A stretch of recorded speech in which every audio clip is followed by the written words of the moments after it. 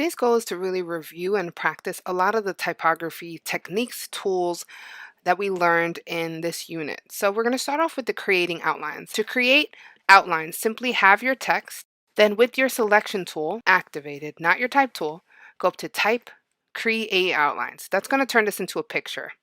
Afterwards, you do want to ungroup it just so you could have each letter individually, and you're going to make the word falling look like it's falling, like the example here. For part 2 of our practice, we're going to work with our Type on a Path tool.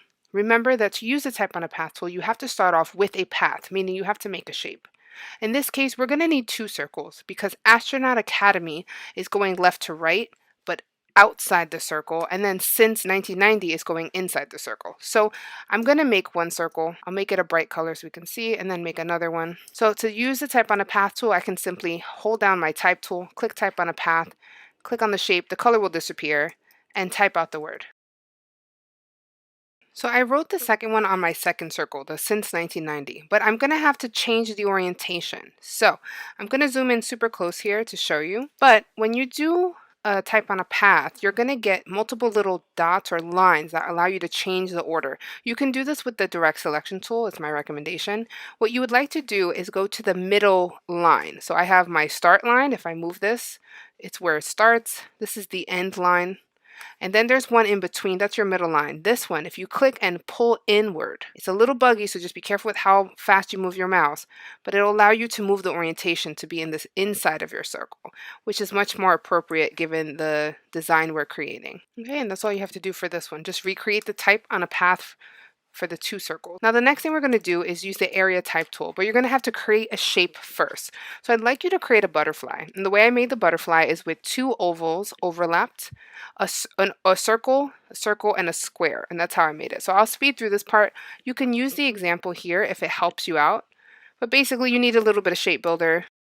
If I were you, I would just select both shapes with holding shift, going to the shape builder, just dragging between the 2 shapes. Once you have one wing, you can copy and paste to make the second one. And remember to reflect, we go up to Object, Transform, Reflect. Okay, and you can make the butterfly any color you want. So I have the base of the butterfly as well as both wings. Keep the wings separate because you're going to put one fact on one wing and one fact on the other. We're going to use the area type tool. Now remember the area type tool is not default, so we're going to have to go searching for it and drag it here. I have mine already dragged. Now, what you want to do is make a copy because remember, when you use the area type tool, all colors gone. So I'm going to hit copy paste and put these wings down here.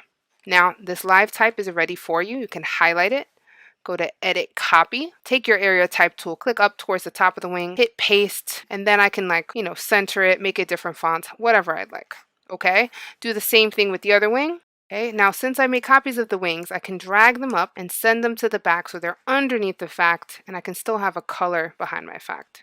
Okay, now the next section has you using the envelope distort we learned. Now remember, to do this we have to activate our shape, go to Object, Envelope Distort. The first one is Make with Warp, the second section is Make with Mesh, and the last section is Make with Top Object. Just make sure that these shapes are in fact on top of your type. Now the last section here is to thread and wrap text. So I've given you a raven and the poem The Raven by Edgar Allan Poe, and for you to do this you're going to have to thread 2 columns of text.